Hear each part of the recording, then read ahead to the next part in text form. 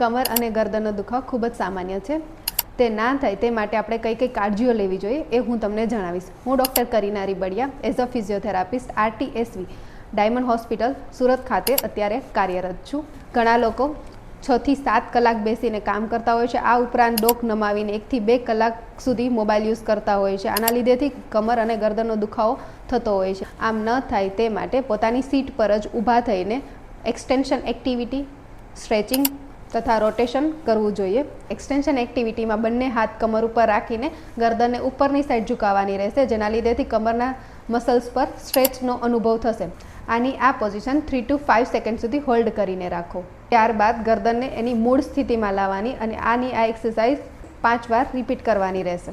ટ્રેપેઝિયસ stretch. એક હાથ કમરની પાછળ રાખો, એક હાથ માથા પર રાખો. હવે માથાને ગરદનની સાઈડ હળવેથી ખેંચો. તેના લીધેથી બીજી સાઈડ ગરદનથી લઈને ખભા સુધી તાણનો અનુભવ થશે, જેને ટ્રેપેઝિયસ સ્ટ્રેચ કહેવાય છે.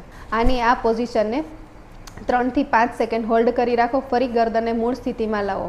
આ એક્સરસાઇઝ 3 to 5 ટાઈમ રિપીટ કરવાની રહેશે. ટ્રંક રોટેશન. બંને હાથ કમર ઉપર રાખો, પછી કમરને જમણી સાઈડ અને ડાબી સાઈડ આવી રીતે 10-10 વાર ફેરવવાની રહેશે. જો તમે કમ્પ્યુટર વર્કર છો તો તમારી કમ્પ્યુટરની સ્ક્રીન અને તમારી આંખ પેરેલલ રહે એ રીતે કમ્પ્યુટરની સ્ક્રીન સેટ કરો.